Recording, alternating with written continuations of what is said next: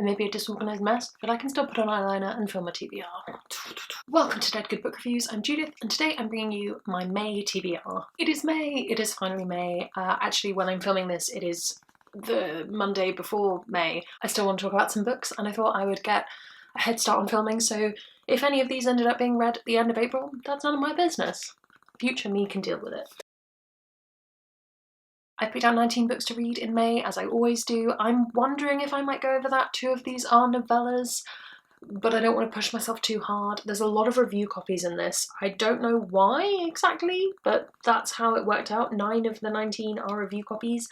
We obviously have 5 rereads, which I've picked from my rereads jar, and then I have 5 books that I've taken off my own reads TBR, which, by the way, is reading down nicely at the moment, as you'll see from my book haul, which is virtually non-existent, but will be coming within the next week or so. As always with my TBR, I like to sit with my laptop, I like to look things up, I like to read blurbs, so if you're avoiding blurbs for any of these, then I'm sorry. Where it's a definite sequel, I will try and include a skip if I remember, so do check the description for those. Have we disclaimed enough? Let's get onto the laptop. Sidebar, worth checking some of the publication dates yourself, partly because I'm in the UK and you may not be, but also because so many things have shifted around lately. I'm finding it really difficult to keep track of what's moved and what hasn't moved, so that's just, do the research. That's fine. First of my review copies, I have 7 Endless Forests by April Chol. This comes out the 1st of June from Simon & Schuster. On the heels of a devastating plague, Torvi's sister Morgun is stolen from the family farm by Uther, a flame-loving wolf priest who leads a pack of ragged, starving girls. Torvi leaves the only home she's ever known and joins a shaven-headed druid and band of roaming Elsh artists known as the Butcher Bards. They set out on a quest to rescue Torvi's sister and find a mythical sword. On their travels, Torvi and her companions will face wild, dangerous magic that leads to love, joy, tragedy, and death. Am I right in thinking that this is Boneless Mercy's Lady? It is, it's Boneless Mercy's Lady. I wasn't a huge fan of the Boneless Mercies. I have friends who loved it. I just thought it was kind of but I was excited to read this. I was interested in both wolf priests and shadow druids and all of this stuff. It sounds good. I'm hoping it'll be a nice quick read, but I don't know. It sounds interesting. Next, I have Kester Grant's The Court of Miracles, which I think I talked about fairly in-depth when I hauled it, because that was back before I shifted things around. But basically, this is the one that I believe is a Les Mis retelling. Yes, it is. I'm interested to see what this does. I don't think I'm gonna love it, just because it has very similar feel around the hype behind it to Caraval, where it's like, look how beautiful it is, and not, is it a good book? So, dubious about that one. A little bit very dubious about that one. Next, I'm very, very excited to finally read The Empire of Gold. So excited to read this, and also terrified and deeply, deeply scarred emotionally by the previous books in the series. But yes, this is book 3 in the David Bad trilogy. I don't actually think I'm going to go into this because at this point you know if you want to read it. If you haven't encountered these books before, I so recommend that you do. I've talked about them in various wrap-ups before. There are reviews on my blog for the first 2, I think, so if you want to find out more about that, you can. Exceptional writing. So scared to read the end of this trilogy. This is actually out in June. I cannot wait. I cannot wait any longer. Next, I have The Circus Rose by Betsy Cornwell. This is out 16th of June, apparently, from HMH. Twins Rosie and Ivory have grown up at their ringmaster mother's knee, and after years on the road they're returning to Port End, the closest place to home they know. Yet something has changed in the bustling city. Fundamentalist flyers paper the walls, and preachers fill the squares, warning of shadows falling over the land. The circus prepares a triumphant homecoming show full of lights and spectacle that could chase away even the darkest shadow, but during Rosie's tightrope act, disaster strikes. This is described as lush and sensuous, which I don't know if I have encountered sensuous YA before. Maybe I have. I've read Sarah J. Maas. I think this could be really good. It could be kind of meh. It could be terrible. I don't know. Then I have Zencho's novella, The Order of the Pure Moon in Reflected Water, which I've tried to say so many times in so many videos, and I don't think I've ever managed it full time. Full time? First time. I'm kind of looking forward to it. I'm excited to have some novellas on this list just because I think May is going to be, I don't quite know what it's going to be for reading, but I do plan on doing my book a day in June, unsurprisingly, and I kind of want to warm up to that by reading some shorter books, feeling out what I'm interested in reading then. We'll see. Next I have The Devil's Blade by Mark Alder, and I'm very dubious of this, even more dubious since I've heard Asher's feelings about it. This is gay pirates, basically. It's Julie, I'm going to pronounce this wrong, Julie Daubigny? I don't know how much I trust a man to write this narrative, is basically where I'm at with this. I will let you know. I'm probably going to end up DNFing it, is my suspicion, which is a shame. I don't have time to waste on books that aren't good anymore. Just don't have it. Then I have Killian's Dead by Josie Jeffrey. This is a short story that's, I think, linked to the book that's coming out in June, May Day. Not 100% sure, but I'm excited to read that. As I say, throwing some short books into the month. I'm looking forward to this. I really love Josie's writing. I need to read her... I can't remember what the name of the series is. Josie, I'm so sorry. The ones that aren't the ones I've read, I need to pick them up and I need to read them. I just need to get around to it. I have Aurora Burning by J. Christoph and Amy Kaufman.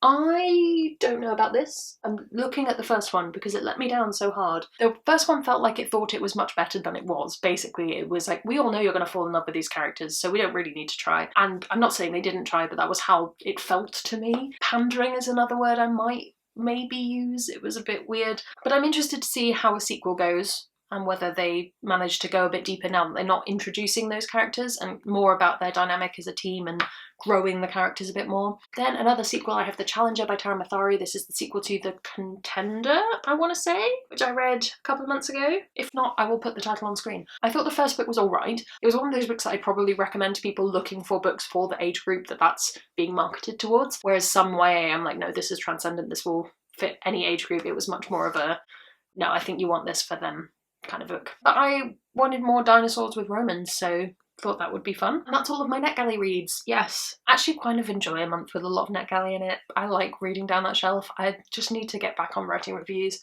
I suck at actually writing the reviews, but I have the first week in May off, so I'm hoping I can catch up during that time. Now, on to, I'm going to gesture here because that's where I've piled them all up. It's owned TBR / rereads. Let's do owned TBR first. Let's do the one that is digital first, actually. Let's do that. I have The Privilege of the Sword by Ellen Kushner. I picked this up after Galangsfest, after having heard her speak on a panel. I thought she was really good, and I wasn't sure if I'd enjoy her book, but then it was in a sale, and I was like, we'll try it. So we've got aristocratic people battling for power, country girl well versed in the rules of conventional society. I have a vague recollection of this being by and having swords, and I know other people will have read these to death, so do tell me your thoughts in the comments below. But I'm kind of looking forward to reading it. I have, I think, 3 outstanding books on my Kindle that are all Galangsfest books, and I've been desperately wanting to read them, so it's nice to finally get to the point where I'm like, no, I can read a Kindle book. My TBR shelf is no longer full. We can build that back up again.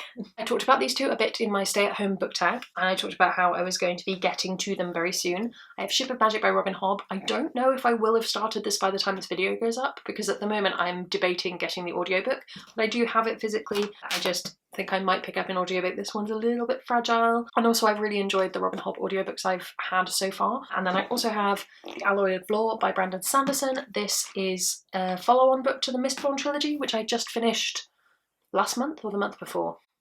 Maybe the month before. I did look it up, and this is the next one. This was published in, I think, 2011, and then there were 2 more, but they were in like 2015 and 2016, so not worried about missing out on anything, and kind of looking forward to it. Again, a bit shorter. Then I have J.R. Abercrombie's Last Argument of Kings. This is the 3rd book in the first Law trilogy. I finished Before They Are Hanged this last week. That's just gone. I enjoyed it, but I was listening to it on audiobook and I couldn't quite keep track of the characters, so I think I'm definitely going to read this as the physical copy. I am looking forward to it. This is grimdark. I'm looking forward to ending this trilogy. I'm then going to probably go back in a couple of months and reread A Little Hatred, because I think we'll get more out of it. I think I'm going to have to double check what Justine told me to do. Next I have Battle Royale by Kushin Takami. This was a gift from my brother for Christmas, actually, I think this year. I don't really know anything about this. I have a feeling it's high school, apocalyptic, yeah, Lord of the Flies. Yeah, I'm intrigued. My brother picks weird books, but they are almost always really good, and I think it's because they completely shake me out of my comfort zone. Like, I would never have picked this up. On to 5 rereads. I picked these out of my jar earlier this week. First, I have The Seafarer's Kiss by Julia Ember.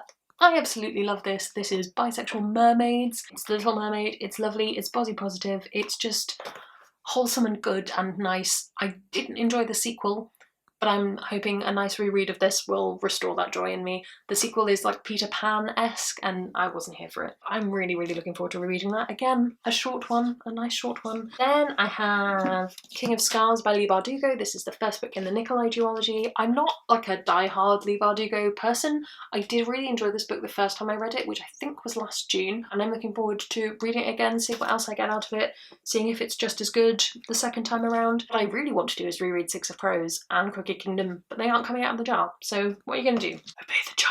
The other big book I have to reread is The Dark Vault by V.E. Schwab. This is my tabbed edition. This is the Archived and the Unbound bound together. It's an earlier series of hers that was republished, I think, last year or the year before. I enjoyed these a lot the first time I read them. I like V.E. Schwab's writing. I know not everyone does, but I thought these were fun. I'm looking forward to picking through them again. I'm wondering if maybe I'll just read one of them this month and then leave the other one, but we'll see how we go. Then I have a book I have been meaning to get to, so I was really pleased when this came out. This is This Cruel Design. This is an ARC copy, so it looks a bit weird, but this is the second book in the This Mortal Coil series. This means I have 2 months in a row of both quarantine and books about viruses, but I'm kind of okay with it. Like, I've washed my hands of the whole situation. I'm just going to read it and have fun. Hopefully after I've read this, I can actually film my review of the whole series, because I really think this is a series that's worth picking up.